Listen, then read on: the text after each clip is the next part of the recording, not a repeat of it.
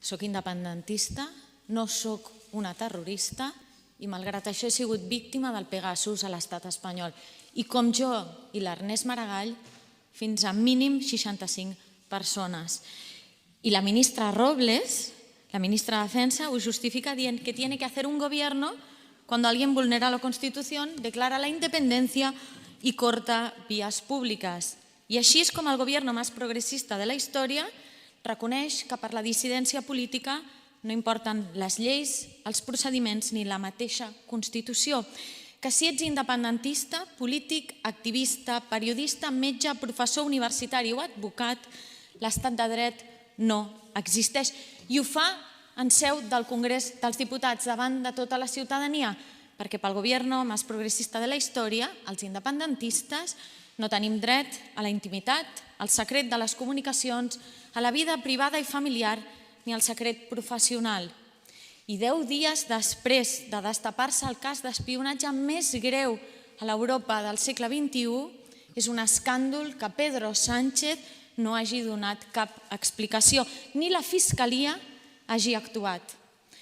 El Partit dels Socialistes segueix estant en contra que hi hagi una comissió d'investigació efectiva, una comissió d'investigació amb garanties reals. Senyor Collboni, senyors i senyores socialistes, si no s'investiga tot, hi ha tothom.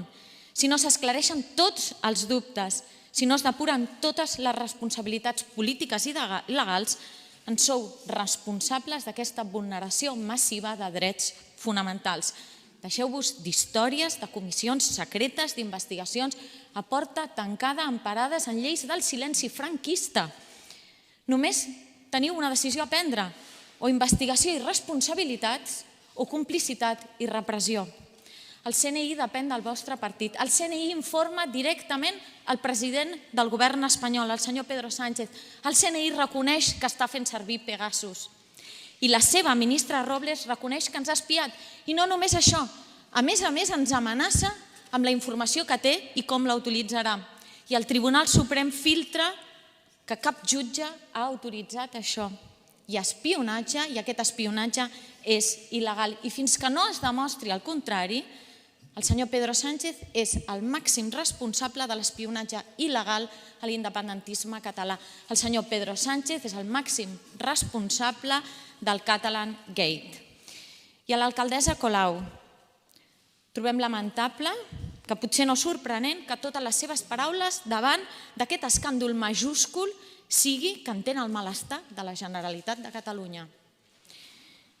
Vostè què pensa fer davant de la violació de drets fonamentals a més d'una dotzena de barcelonins i barcelonines? S'hi ha adreçat vostè com a alcaldessa?